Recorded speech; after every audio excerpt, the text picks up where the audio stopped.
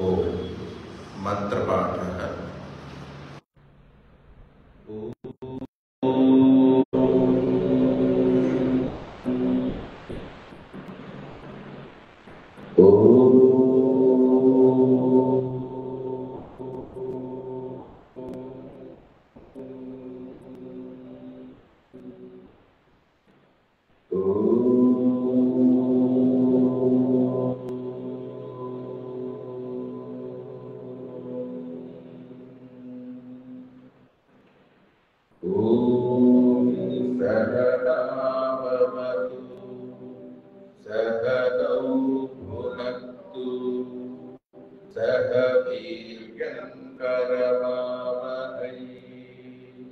तेजस्विनावधीतमस्तु मा विद्विषावहै।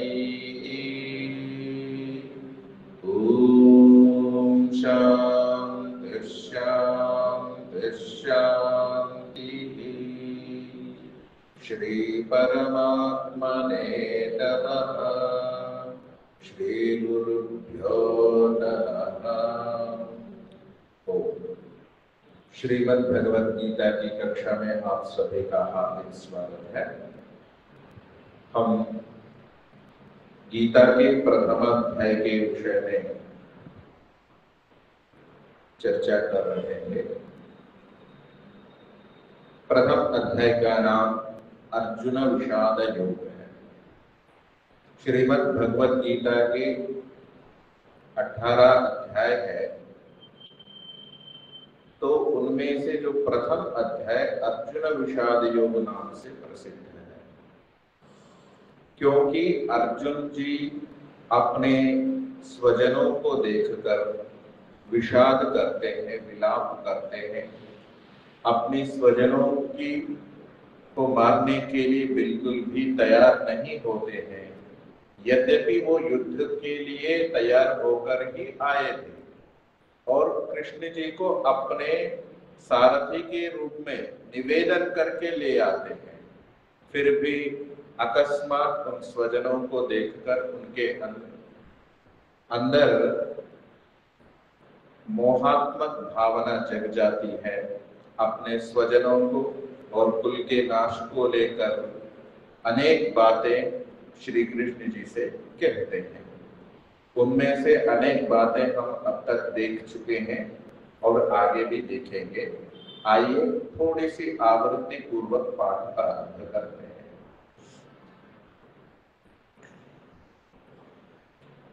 कहा है, हम कहां तक देख चुके थे? किसको याद है? 40वें श्लोक तक। 40वें श्लोक तक। इस अध्याय में कुल कितने श्लोक है? 47 श्लोक है। उन श्लोकों में से हम 40 श्लोक तक देख चुके हैं। तो प्रथम अध्याय में कौरवों में कौन कौन महारथ युद्ध के लिए खड़े थे, पांडवों की सेना में भी कौन कौन महारथी खड़े थे, और पांडवों की 7 अक्षौहिणी सेना थी और कौरवों की 11 अक्षौहिणी सेना थी। और अक्षौहिणी सेना अर्थात एक रथ, एक गज, 3 घोड़े और 4 सैनिक, 5 सैनिक। इस हिसाब से आप इंग्लिश में कह सकते हो 1:1:3:5। एक रथ, एक गज, 3 घोड़े, 5 सैनिक, इस हिसाब से चलते हैं। और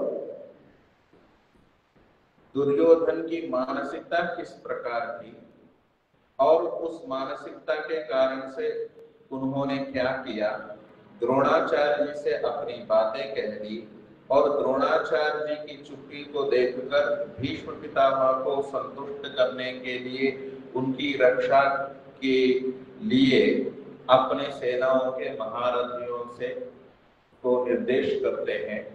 इस प्रकार अनेक बातें हमने चर्चा में देखी। और दोनों सेनाओं के बीच में अर्जुन अपने रथ को स्थापित करवा के और अपने स्वजनों को बहुत ही निकटता पूर्वक देखना चाहते थे, और देखा भी। देखकर उनके अंदर एक मोहावेश आवृत हो गया था, उनके चित्त के अंदर, और उनके स्वजनों के आगे होने वाले परिणामों को सोचकर उनके शरीर में अनेक प्रकार के विकार उत्पन्न हुए थे, जैसे कि मुंह सूखना, और जो शरीर के अंदर कपकपी होना, और चमड़ी का जलना, और जो अपने धनुष, जिस धनुष के प्रत्यंचा की टंकार से शत्रु भयभीत होते थे, और वो आज वही इतना पराक्रम में का साथ आने वाले, काम आने वाले वह धनुष अपने हथेली से छूटा जा रहा है। इस प्रकार के अनेक विकृतियां शरीर के अंदर उत्पन्न हो रही थी, और युद्ध न करने की स्थिति में वो बिल्कुल बैठ जैसे गए थे, और श्री कृष्ण जी से बार बार ये गुहार लगा रहे हैं कि मैं युद्ध नहीं कर सकता, और युद्ध ना करने के पक्ष में जितने भी कारण संभव हो सकते हैं वो सारे गिनाने लग गए। अब देखते हैं, जैसे हम 40वें श्लोक में देखा था हमने,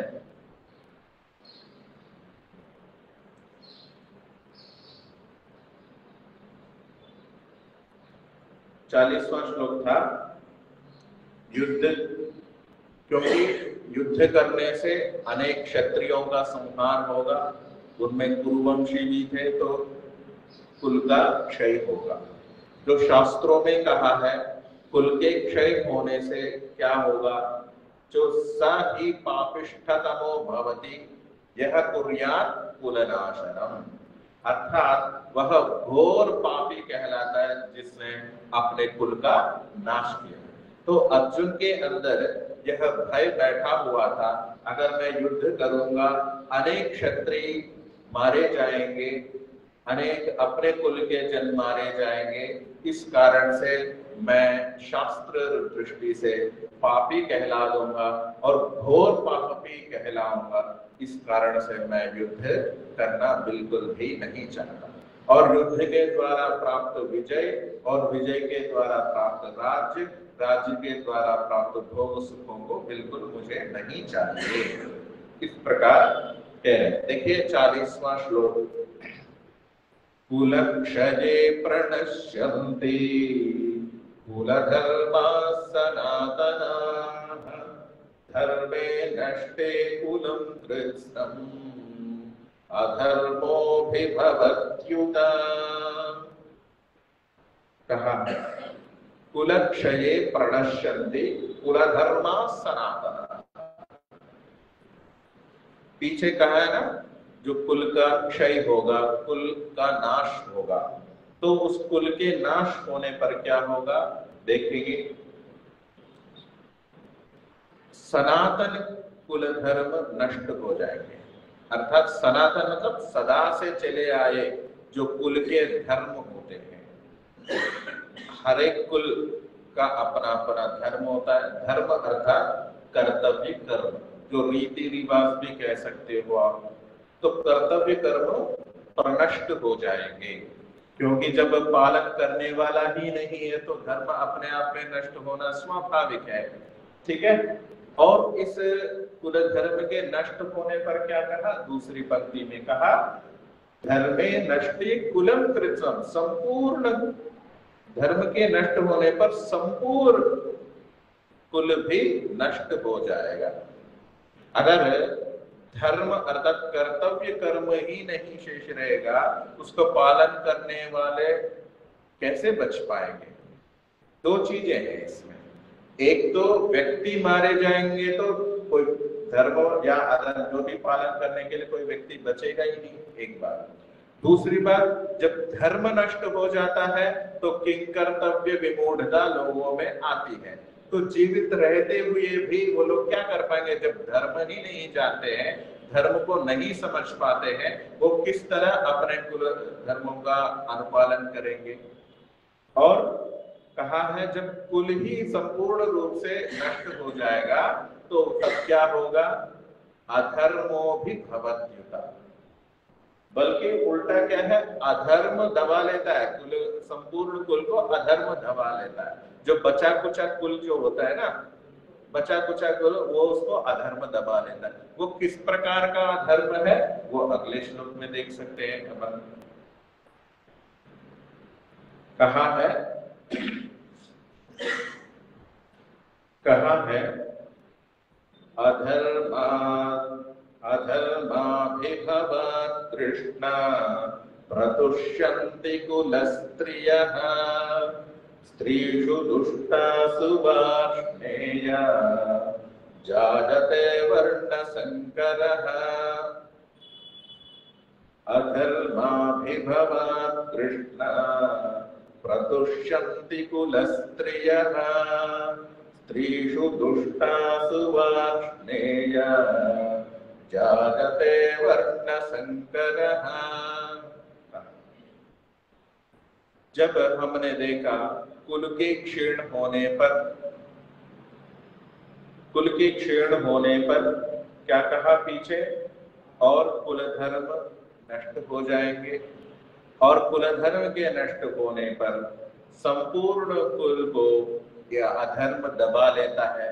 जब अधर्म बढ़ जाता है, अधिक मात्रा में हो जाता है, तब क्या कहा, अधर्माभिभवात् कृष्ण, हे कृष्ण इस अधर्म संपूर्ण कुल को दबाने से या अधिक बढ़ने से क्या होगा, सबसे पहला ये होगा कुल स्त्रियः प्रदुष्यन्ति, कुल की जो स्त्रियां हैं वो प्रदूषित होती है।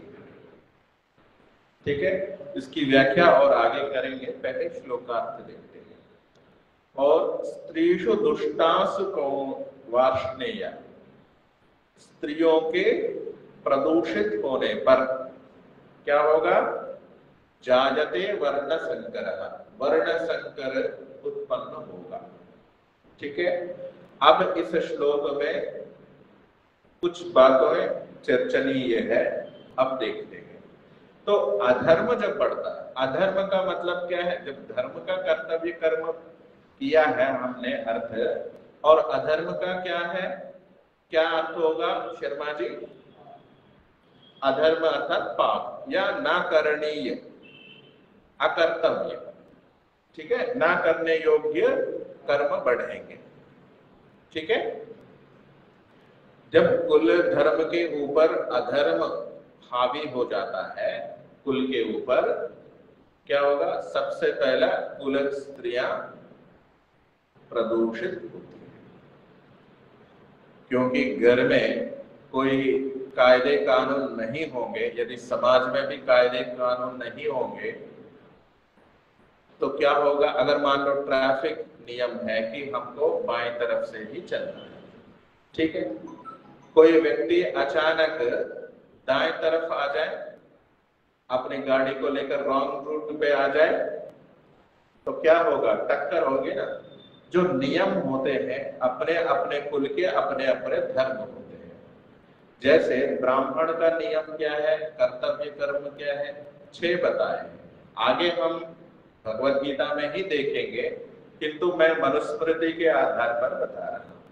ब्राह्मण कुल में जो जन्म हुए व्यक्ति को या ब्राह्मण कोटि के व्यक्ति के 6 कर्म मुख्यतया होते हैं। अध्ययनम अध्यापनम यजनम याजनम तथा, ठीक है, दानम प्रतिग्रहश्चैव ब्राह्मणानाम अकल्पयत्, ये मुख्य रूप से ब्राह्मण कोटि के 6 कर्म। अध्ययन करना, अध्ययन कराना अर्थात पढ़ाना, ठीक है, यज्ञ करना और यज्ञ करवाना, कराना, संपन्न कराना, और दान देना, और प्रतिग्रह मतलब दान लेना। ये 6 कर्म ब्राह्मण व्यक्ति के अंदर होने चाहिए। और जब ऐसे ही क्षत्रियों का अध्ययन करें और दुष्टों को दंड दें, शिष्टों का पालन करें, यज्ञ करें, ये है क्षत्रिय का धर्म है। ठीक है, क्षत्रिय का अर्थ ही, शब्द का अर्थ ही क्षतात् त्रायते इति क्षत्रियः, अर्थात क्षति से, हानि से जो बचाए ना, वही क्षत्रिय कहलाता है।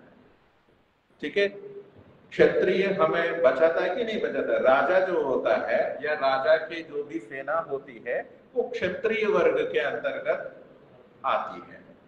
वे लोग अधर्म का नाश करते हैं और जो दुष्टों को दंड देते हैं और शिष्टों की रक्षा करते हैं, ये उनका धर्म है। डूस, डूस बोलते हैं ना इंग्लिश में, डूस और डोंट्स, विधि और निषेध। शास्त्र कोई पूछे ना आपसे, भाई शास्त्र मतलब क्या है, ठीक है, आप एक शब्द में, एक टुकड़ी में समझाओ, इतना ही समझ लो, विधि और निषेध, डूस डोंट्स, जो क्या करना है क्या नहीं करना है, what to do what not to do, ये बतलाने वाला होता है शास्त्र। ठीक है, अब क्षत्रिय का धर्म क्या है? अधर्म के प्रति लड़ना, अधर्मी व्यक्ति को नष्ट करना या उसको दंड देना। ये अर्जुन आदि धर्म के पक्ष में थे और कौरव सेना थी वो अधर्म के पक्ष में थी। तो क्षत्रिय का धर्म, क्षात्र धर्म क्या कहलाता है? तो भाई अधर्मियों को दंड दो। मैंने पीछे भी कहा था, पिछली कक्षा में क्या कहा था, जो हत्वैतान आततायिनः शब्द आया था पिछले श्लोक में। आततायी कितने प्रकार के होते हैं? 6 प्रकार के होते हैं। कौन? अग्निदो गरदश्चैव शस्त्रपाणिर्धनापहः क्षेत्रदारापहर्ता च षडेते ही आततायिनः। शास्त्रों में कहा है जो आग लगाने वाला है, जो विष देने वाला और हाथ में शस्त्रास्त्र लेकर जो दूसरों को दुख देने वाला, हानि पहुंचाने वाला, और धनापहर, धन की चोरी करने वाला या अपहरण करने वाला, और क्षेत्रापहर अर्थात दूसरों के जमीनों को, भूमि को हड़पने वाला अन्याय पूर्वक, और स्त्रियों को, दूसरों की स्त्रियों को अपहरण करने वाला, उठाने वाला, ये आततायी होते हैं। और शास्त्र ने ये भी कहा है, नाततायी वधे दोषो हंतुर्भवति कष्ट, अर्थात जो आततायी वध में जो मारने वाले को कोई दोष नहीं होता है। और शास्त्र में ये भी एक वाक्य ध्यान में रखने की बात है, मैं बार बार कह रहा हूं, वैदिकी हिंसा हिंसा न भवति, अर्थात वेदानुसार जो कर्म किए गए, जो दस्यु है अर्थात राक्षस असुर है, लोगों को हानि पहुंचाने वाले, उसको दंडित करने का क्षत्रियों के लिए विधान है। ठीक है, और क्षत्रिय समय पर उपलब्ध नहीं है तो कोई भी दंड दे सकता है, किंतु एक कानून बना हुआ है, सब अपने कानून को हाथ में नहीं लेना चाहिए। तो क्षत्रियों के लिए आजकल यूं कहे पुलिस, आर्मी और भी है, उनके लिए है विधान।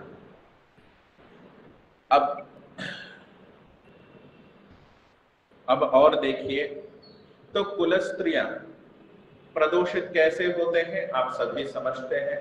जो युवा अपने पति मर जाएंगे, अपने पति मर जाएंगे, तो फिर तो स्त्रियां क्या करेंगे? फिर दूसरे मार्ग अपनाएंगे। दूसरे मार्ग से जो उत्पन्न होने वाली संतान, जो मर्यादा के पालन ना करते हुए जो उत्पन्न हुई संतति है, अपने धर्म के, कुल धर्मों के अनुपालन कैसे कर पाएंगे, है ना? तो फिर कुल धर्म कैसे बच पाएंगे? समझ रहे हैं ना आप? ऐसे बताया जाता है, दूसरे जो वर्ल्ड वार हुआ था ना, सेकेंड वर्ल्ड वार में जर्मनी में बाहर बोर्ड लगे हुए होते थे, मिलते थे, आज मैं खाली हूं, कोई भी आके रह सकता है। समझ रहे हैं ना आप लोग? जो स्त्रियां, क्योंकि सारे पति अपने युद्ध लड़ने चले गए थे, बिल्कुल बल्क में, गांव के जो सारे मर्द चले जाते थे, सिर्फ बच्चे बूढ़े रहते थे। और मैंने ऐसे सुना, कितनी सच बात है, देखने की बात है, किंतु घरों के सामने बोर्ड टंगा मिलता था, आज मैं खाली हूं, कोई भी आ सकते हैं। तो स्त्रियां जब पतियों से वियोग को प्राप्त होते हैं तो कुल का इस प्रकार नाश होता है, और जो कुल धर्म ठीक से पालन ना करने से तो सारा कुल नष्ट होता है। यहाँ और तो फिर वर्ण संकर भाई दूसरों से उत्पन्न हुआ, अपने दूसरे वर्ण से उत्पन्न हुआ, ठीक है ना, फिर संकर हो जाता है, वर्ण संकर। संकर एक शब्द आया है, संकर कौन बता सकता है? दो विरोध धर्मों का मिश्रण से जो उत्पन्न होता है, कोई भी हो, उसको संकर कहते हैं। फिर मैं बता रहा हूं, दो विरुद्ध पदार्थों के मिश्रण से जो उत्पन्न होता है उसको संकर कहते हैं, ठीक है। दो विरुद्ध पदार्थों का मिश्रण से, विरुद्ध मतलब पदार्थ, दो विरुद्ध पदार्थों के मिश्रण से जो उत्पन्न होता है वो है संकर। चाहे वो व्यक्ति के रूप में ले सकते हो, चाहे प्रवेश संकर भी होता है, भाषा संकर भी होता है। जैसे हम हिंदी में बोलते बोलते इंग्लिश के शब्द बहुत सारे प्रयोग करते हैं, ये भाषा संकर ही तो है। और उर्दू, हिंदी में बोलते बोलते उर्दू के कितने अनेक शब्द जुड़ जाते हैं, ये भाषा संकर ही तो है। और वेश संकर कैसे होता है? ऊपर से तो शर्ट पहना और नीचे से कटी बस या धोती पहना, तो ये वेश संकर हुआ ना। और आहार संकर भी, कोई चाइनीज मंगवा लिया, कोई इटालियन मंगवा लिया, फिर इंडियन में मिला के खा लिया, ये आहार संकर कह सकते हो, ठीक है। ऐसे ही वर्णों का संकर होता है, हाँ, तो ऐसे ही वर्ण संकर भी होता है। मुख्य रूप से वैदिक धर्म के अनुसार, आप लोग नए, कुछ लोग नए हैं, मैं बता रहा हूँ इसलिए, 4 वर्ण होते हैं। भगवत गीता में कहेंगे आगे चलकर, फिर भी मैं बता रहा हूँ, 4 वर्ण होते हैं, ब्राह्मण, क्षत्रिय, वैश्य और शूद्र। मैंने पीछे भी कहा है ब्राह्मण जो कर्तव्य कर्म मैंने बताया अभी, क्षत्रिय का भी। वैश्य कर्म क्या होता है?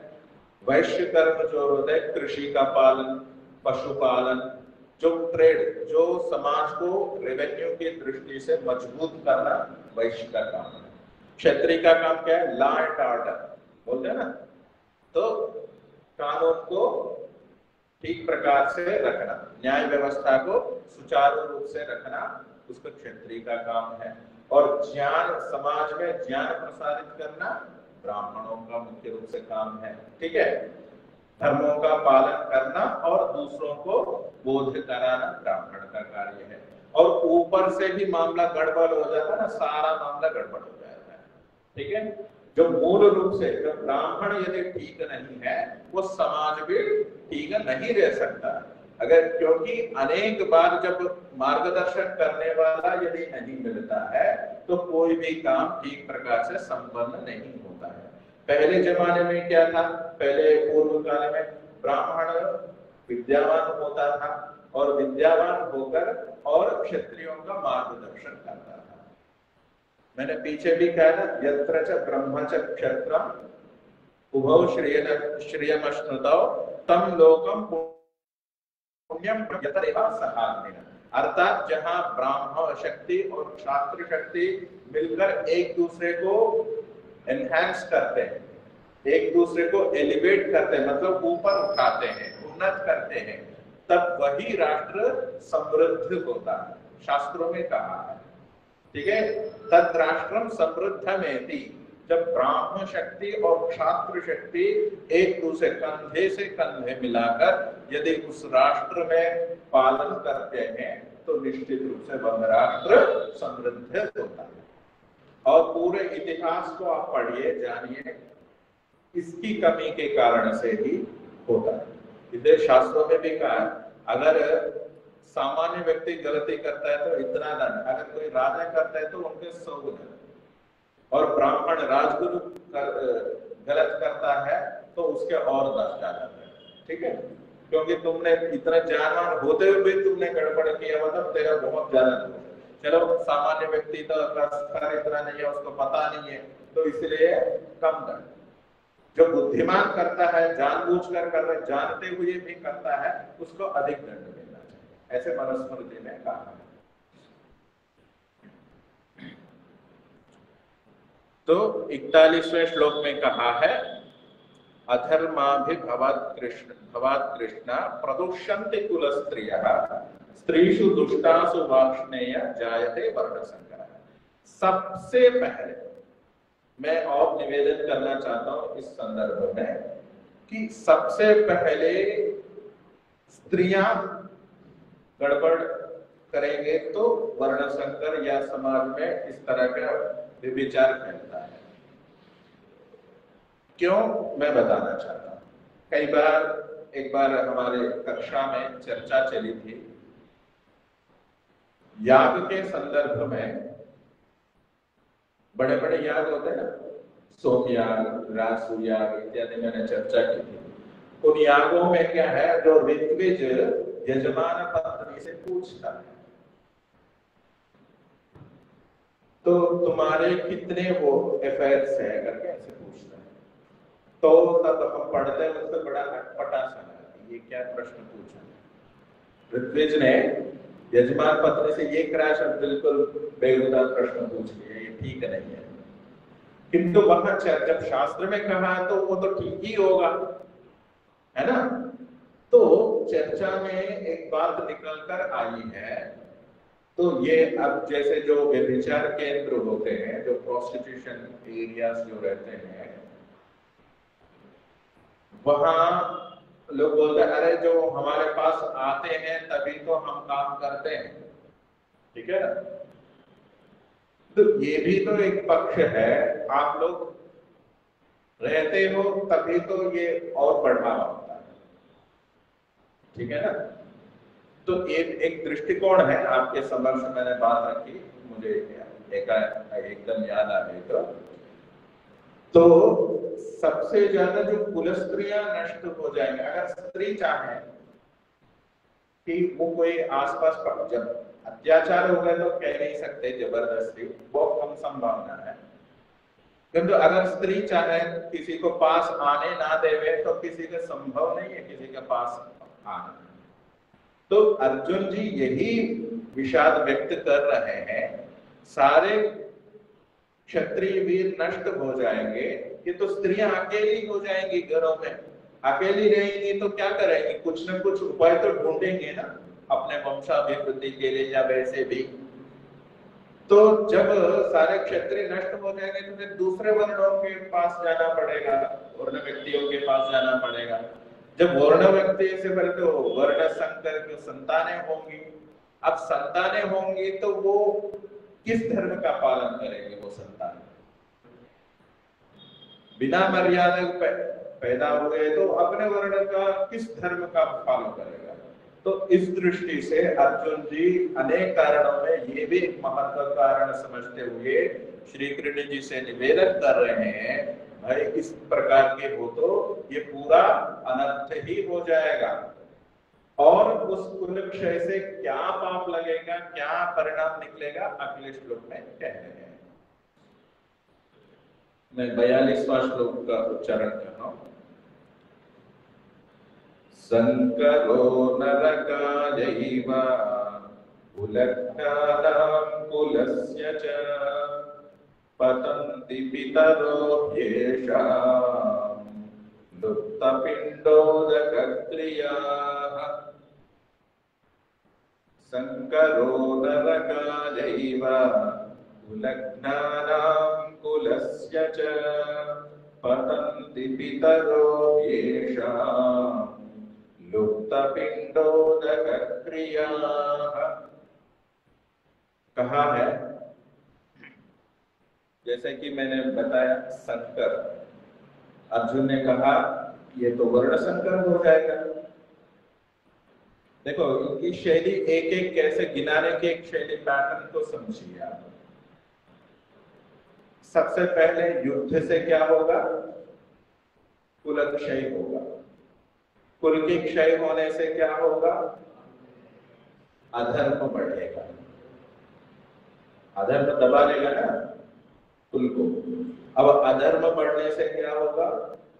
कुल स्त्रियां प्रदूषित होंगी। कुल स्त्रियां के प्रदूषित होने से क्या होगा? वर्ण का संकर होगा। अब ये संकर क्या, कैसा संकर है? संकट वाला संकर है। क्या उस संकर से क्या होगा? इस श्लोक में कह रहे हैं, संकरो नरकादैव कुलघ्नानां कुलस्य च। तो ये संकर जो है वो कुलघ्नानाम, अच्छा जो कुल घाती होते हैं ना, कुल को नष्ट करने वाले, मारने वाले, जो कुल घाती। अर्जुन अपने आप को भी सम्मिलित कर रहे हैं क्योंकि वो तो युद्ध करने ही तो बैठे हैं, ठीक है, आए हैं। तो अपने को भी, अपने लोगों को भी समेट रहे हैं और उसमें कौरवों को तो लेना ही लेना है, ठीक है। तो कहा है,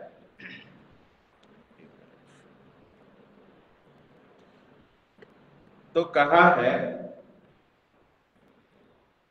कुल घातियों का और कुल का, ये नरक के लिए, ये नरक का द्वार है ये संकर। नरक के लिए है ये, क्योंकि जो हम सभी एक दूसरे को आपस में मार लेंगे, हम तो कुलघाती हो जाएंगे। कुलघाती हो जाएंगे वो तो नरक की प्राप्ति होगी हमें। नरक की प्राप्ति मतलब दुख होगा। जो जीवित रहेंगे उनकी क्या स्थिति रहेगी?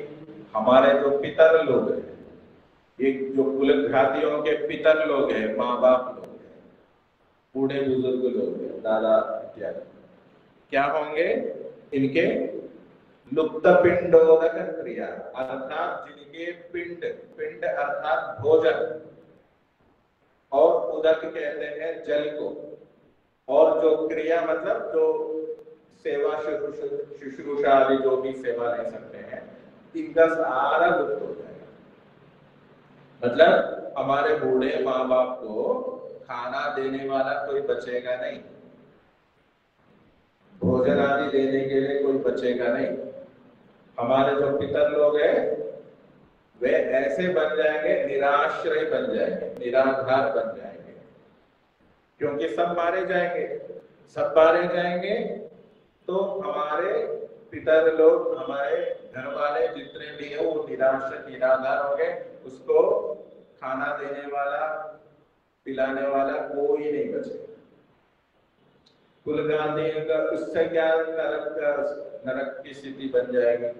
जो अपने माँ बाप, अपने घर वालों का संरक्षण जिसका दायित्व है जवान का, वो जवान मर जाएगा युद्ध में, तो घर को कौन देखेगा? अच्छा पड़ोसी देगा, पड़ोसी तो मर रहा है इसके साथ, समझ रहे हैं ना? ऐसे बताया जाता है। ये जो आतंकवादी होते हैं ना, आतंकवादी, ऐसे सुना है, मेरे पास ऑथेंटिक सूचना है। ये जो आतंकवादी होते हैं वो जब जिहाद लड़ने जाते हैं ना, पवित्र युद्ध, अपने बीवियों को अपने पड़ोस के हवाले करके जाते हैं। देखो कितने मतलब मूर्खता वाली बात है, समझ रहे? अपने परिवार, अपने जो जवान पत्नी और छोटे छोटे बच्चों को पड़ोस के हवाले कर जाते हैं। और आपको पता ही है, अब कोई ऐसे कोई ठिकाना रहता है जो सुरक्षित रहे पत्नी। अब वो तो पवित्र युद्ध लड़ने गया, मेरे को तो स्वर्ग मिलेगा सोचकर, किंतु इनकी स्थिति क्या होगी? और आपको पता ही है, दूसरे धर्म में कुछ भी कर लो वो तो यंत्रवत मानते हैं। ऐसे ही अगर मान लो कोई निराश्रय होते हैं, अब वो बूढ़े माँ बाप को कौन देखता है? जब अपना पुत्र ही देखने के लिए नहीं है तो पड़ोस कौन देखेगा? मैं माता पिता के संदर्भ में भी कह रहा हूँ, कौन देखभाल करेगा? कितना कर पाएगा? थोड़ा बहुत कर लेगा तो कर लेगा। तो निश्चित रूप से अनेक घटनाएं समाचार पत्रों में, टीवियों में देखने को मिलते हैं आजकल यहाँ कलयुग दूसरे पाल में चल रहा है। अभी और देखना बाकी है, तीसरा पाल चौथा पाल, तब तक हम जीवित रहेंगे भी नहीं, वो अलग बात है। अभी कितना अत्याचार बूढ़े माता पिता पर खुद की संतानें करती है, वो तो दूसरों की। फिर पड़ोसियों के अंदर कैसी भावना आएगी अगर मान लो किसी ब्राह्मण के घर या किसी वैश्य के घर जो युद्ध नहीं लड़े उनके छोड़ के भी जाते हैं, मान लेते हैं फॉर एग्जाम्पल, तो वो कितना कर पाएगा और कितने दिनों तक कर पाएगा और कितनी भावना से कर पाएगा, ये भी तो देखो। तो एक तो कुल स्त्रियां नष्ट हो जाएंगे, ये कुल घातियों का सबसे बड़ा ये नरक का द्वार, पाप लगेगा। मैंने पहले भी बताया, बार बार वर्षों को उस वाक्य का स्मरण करो, सही पापिष्ठतमो भवति यह हन्यात् कुलनाश यह कुर्यात् कुलनाश। जो कुल का नाश करता है वो घोर पापी कहलाता है। क्यों? वो नरक में जाएगा। क्यों नरक में? इसलिए जाएगा तुमने जानबूझकर अपने कुल का नाश किया है। और अर्जुन के अंदर यही भय बैठा हुआ है। भाई शास्त्र कह रहा है, धर्मशास्त्र कह रहा है कि कुल के नाश होने से ये घोर अपराध माना जाता है। मैं तो खुद कुल का नाश करने में नफा तुला हूं, मैं तो युद्ध करने के लिए आया हूं, अपने भाई बंधु कुल का नाश करने के लिए। ये कैसे बातें हैं, कैसी विडंबना है। इसलिए मुझे ना युद्ध चाहिए, ना राज्य चाहिए, ना सुख चाहिए, ना भोग चाहिए, इसलिए मैं कुछ नहीं करूंगा। तो इसीलिए कहा है। इसमें क्या है, इनकी बातें तो पॉइंट है ना इनकी। अर्जुन जी ऐसे अरे गहरे व्यक्ति नहीं है, हमारे जैसे सामान्य व्यक्ति नहीं है, ये बिल्कुल शास्त्र वेदों को पढ़े हुए। फिर भी एकाएक उनके अंदर एक मोह का आवेश आ जाता है। सबके अपने अपने आवेश होते हैं ना, क्यों शादी देव जी? सबके एक एक चीज, एक एक इमोशन, एक एक किन्हीं स्थितियों में हम पर हावी हो जाता है, हावी हो जाता है ना। कभी लोभ का आवेश आ जाता है, भले ही मेरे पास कितने जो थोड़ा सा इधर उधर देखता हूँ, सबके सामने तो मैं अच्छा ही दिखता हूँ, फिर थोड़ा सा कोई नहीं देख रहा, चलो ऐसे लोभ का आवेश, लोभ मुझे ज्यादा मिलना चाहिए। जैसे मिठाई परोसी जा रही है, थोड़ा सा मेरे को बड़ा मिल जाए, रहता कि नहीं रहता? सब अपना अपना देखो, जो भी पसंद चीज में। तो मिठाई एक उदाहरण के उपलक्षण के रूप में लिया, इसीलिए तो कहावतें बनती है, इसे दूसरों की थाली में घी ज्यादा ही दिखता है हमेशा, ऐसे है कहावत। तो हमारी मानसिकता, लोभ प्रवृत्ति हमारे अंदर आविष्ट हो जाती है। ठीक है, लोभ तो मन तक है, जब आवेश हो जाता है ना, मतलब उसके बिल्कुल उत्कृष्ट स्थिति में आ जाता है ना लोभ, तो हम कर भी बैठते हैं, फिर वहां अरे ये शर्माते नहीं, वहां फिर अधिक ही कर लेते हैं। अनेक बार जैसे मान लीजिए अच्छे शाही पनीर की सब्जी और परोसते हैं, दो चार एक आध टुकड़ा हमको अधिक, हम स्वयं को परोस लेते, दूसरों को भी परोसते हैं, किंतु एक आध टुकड़ा हम अधिक परोसते हैं। होता है कि नहीं होता है? मैंने तो काफी बार देखा, रेस्टोरेंट्स में जाते हैं और अन्यत्र जाते हैं, ये लोभ की प्रवृत्ति है। ऐसे ही काम की अधिक उत्कृष्टता हो जाती है। कामातुराणाम न भयम न लज्जा। ठीक है, जब काम रूपी आतुर कहते हैं रोग जब बढ़ जाता है ना, फिर ना डर रहता है ना लज्जा होता है, अरे कुछ दूसरे देख तो नहीं है, ये लज्जा भी नहीं होती है और ना भय होता है किसी चीज का। ऐसे आपको मिलेंगे। ऐसे ही जब क्रोध आवेश हो जाता है, ठीक है ना, वो भी सामने वाला कौन है, मेरा पिता है, मेरा भाई है, मेरे बंधु है, मेरी बीवी है, मेरा पति है, मेरे बच्चे, कुछ नहीं, हाथ में जो आया वो मार दिया, फिर जेल में है, उसका दुख मनाते रहो। मैंने उदाहरण भी बताया था, जेल में जितने भी कैदी होते हैं उनमें से अनेक मैं सभी की बात तो नहीं कर रहा, लगभग 70-80% कैदी क्षणिकावेश जिसको बोलते हैं, क्षणिकावेश में किए हुए गलतियों का ही सजा भोगते रहते हैं। आप जाके पूछ लीजिए, देख लीजिए, 70% व्यक्ति। और इसी प्रकार काम, क्रोध, लोभ, मोह, जब मोहाविष्ट हो गए ना, ये अर्जुन का ही उदाहरण है। दो बच्चे लड़ रहे, अपने और पड़ोस के बच्चे, और अपने बच्चे ने पड़ोस बच्चे को बहुत बुरी तरह से मार दिया, पीट दिया। बेचारा वो सही था, ठीक है, मार दी। फिर वो मान लीजिए वो उनकी माता जी पूछने आई, तो माँ, हाँ जी मेरी बेटियों की गलती है। बहुत कम माताएं बोलती है, अरे तेरे बच्चे की गलती है, तेरे बच्चे हमें पीट रहा था, गाली बक रहा था। इस तरह की बातें अनेक माताएं या पिता जो भी व्हाटएवर, ये मैं एक उदाहरण बता दिया। हरियाणा में क्या होता पता है? हरियाणा में अनेक बार ऐसे होता है, जब पीट, चाहे गलती किसकी भी हो, जब पिट के आता है ना लड़का, उसको और मार पड़ती है घर में। बेशरम का पिट के आता है, 2-4 धरकेला आना था। हाँ? चाहे किसी अच्छाई गलत ढंग से पिटाओ या किसी वो भी कैसे भी पिट के आया हो, सबसे पहले माँ मारती, बेशरम का नाक कटवा दी हमारी। 2-4 पीट के आ रहा था, खुद पीट के आ गया। तो इस प्रकार अगर जब आप मोहावेश में हो जाते ना, ये जितने भी आवेश मैंने गिना है, उस समय हमारी बुद्धि काम नहीं करती। बुद्धि बिल्कुल, बुद्धि मतलब ही सुझाने वाली होती है। जब सूझबूझ खत्म हो जाती है, वही स्थिति में, वही स्टेट में अभी अर्जुन जी रह रहे हैं। इस संदर्भ में मैं आप लोगों से एक विशेष बात कहना चाहता हूं। कृष्ण जी ने युद्ध नहीं करवाया, युद्ध तो किया तो अर्जुन ने, किंतु युद्ध कृष्ण जी ने नहीं कराया। कृष्ण जी सिर्फ मार्गदर्शन की, कर्तव्य बोध। मान लीजिए कोई व्यक्ति, हम अजमेर बीच में बैठे हैं ना, फिर वही उदाहरण दूंगा मैं। हम बीच में अजमेर में बैठे हैं, मेरे बाएं तरफ जो है वो दिल्ली है और मेरे दाएं तरफ अहमदाबाद है। हम तो बीच में बैठे हैं, अहमदाबाद और दिल्ली के ठीक बीच में बैठे हैं। मुझे जाना था दिल्ली, किंतु मैं अहमदाबाद वाली ट्रेन में बैठा हूं, ठीक है।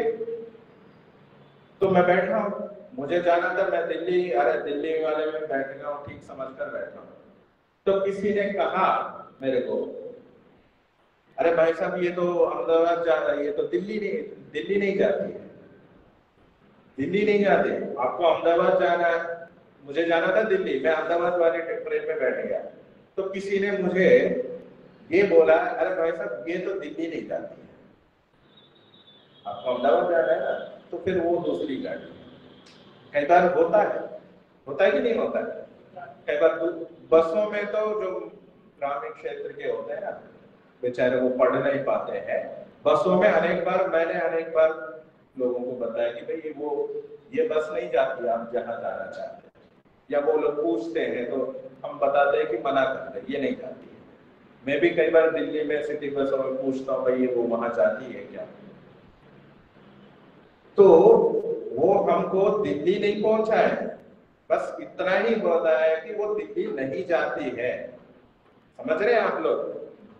वे लोग दिल्ली नहीं पहुंचाया हमें, तो हमें इतना ही बताया कि ये दिल्ली नहीं जाती है, ये अहमदाबाद जाती है। अर्थात कर्तव्य बोध कराया, मुझे क्या करना है, अहमदाबाद ट्रेन उतरना है, दिल्ली वाली ट्रेन साधन को पकड़ना है, ये कर्तव्य बोध है। ये नहीं कि मुझे दिल्ली सीधा हाथ पकड़ के ले। ऐसे ही श्री कृष्ण जी ने अर्जुन का जो स्वाभाविक गुण था, क्षत्रिय गुण, उसको उजागर किया। इन्होंने हाथ पकड़ के युद्ध नहीं कराया, कर्तव्य कर्म, ये विशेष बात है, ध्यान देना है। कई लोग हम भावावेश, भावना भी एक आवेश होता है ना, अरे युद्ध साहब श्री कृष्ण जी ने तो बिल्कुल करा दिया। नहीं, अर्जुन के अंदर वो पोटेंशियलिटी थी, है ना। एक इंग्लिश में बहुत सुंदर कोटेशन मैंने कहीं पढ़ा था, मेरे मोबाइल पे ही आया था, if you are not brave enough, no one will make you give up. मतलब no one will make you give up, ऐसे कुछ आता है। आपके अंदर यदि हिम्मत ने, धैर्य ने, तो आपको कोई उठा नहीं सकता, कितना भी बोलते रहो, कितना भी। तो अर्जुन के अंदर, मैंने पीछे भी एक बार शायद कहा था कि अर्जुन के अंदर एक स्वाभाविक क्षात्र धर्म था, शूरवीर थे, किंतु एक जो बीच में आता है वो जा सकता है, जो स्वभाव में होता है वो जा नहीं सकता, समझ। एक स्वाभाविक गुण है क्षात्र धर्म, और ये जो कायरता है, कृपणता है, वो है बीच में आई है कुछ देर के लिए, उसको हटाना आसान है। इसीलिए उस कृपणता को कृष्ण जी ने हटाया, बस इतना किया कृष्ण ने। किंतु ये भी अपने आप में एक महत्वपूर्ण बात है। आगे एक श्लोक देख सकते हैं, चर्चा बाकी कल भी कर सकते हैं उस श्लोक की विस्तार से। देखिए